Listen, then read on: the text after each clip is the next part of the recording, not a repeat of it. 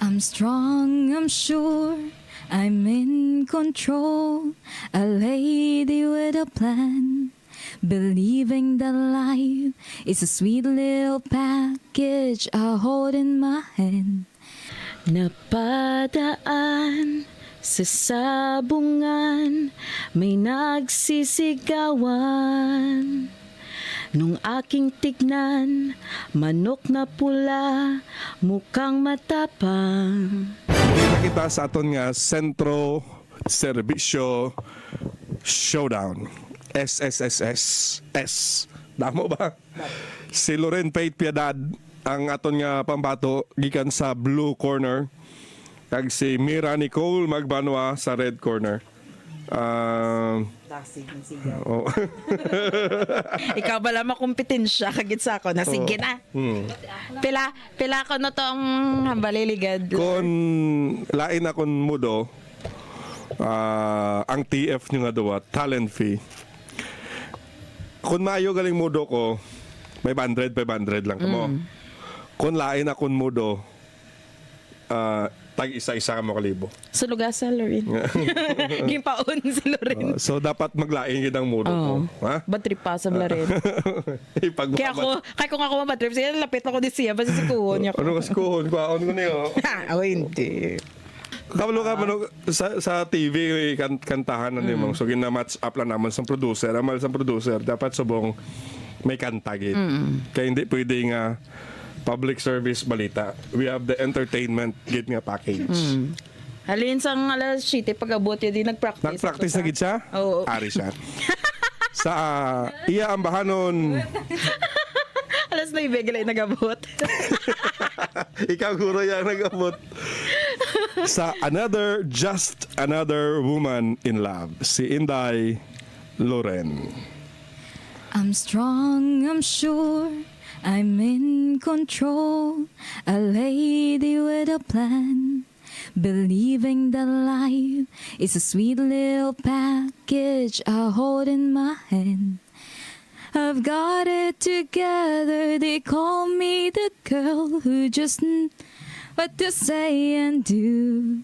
Still I fumble and fall, run into the wall. 'Cause when it comes to you, I'm just another woman in love. A kid out of school, a fire out of control, just another fool. You touch me and I'm weak, I'm a feather in the wind, and I can't wait to feel you touching me again. With you I'm just another woman in love. Oh, dili ko sabiya. Sabiya ko sabiya. Oh, sige. Okay. Siyempre, mapapirdi ba lang akong bata-bata? Ginkuha ko ginipis ka do. Hindi mapos ang pagkuha ko ni sa iya, ha? May ko. Cheer. Siyempre, mga Pilipino, abilidaran gina. Ang translation sang Just Another Woman in Love sa Tagalog, amo ang Manok na pula. ang ano to? Just Another Woman in Love sa English, sa Tagalog, sa Pilipino, Manok na pula. Manok na Pula. Si Radyoman, Mira Nicole Magbanwa, sa iya ang bahanon, Manok nga Pula. Napadaan sa sabungan, may nagsisigawan. Nung aking tignan, manok na pula, mukhang matapang. Ang pera ni Mrs. na dapat ay hulog ko sana sa Palawan.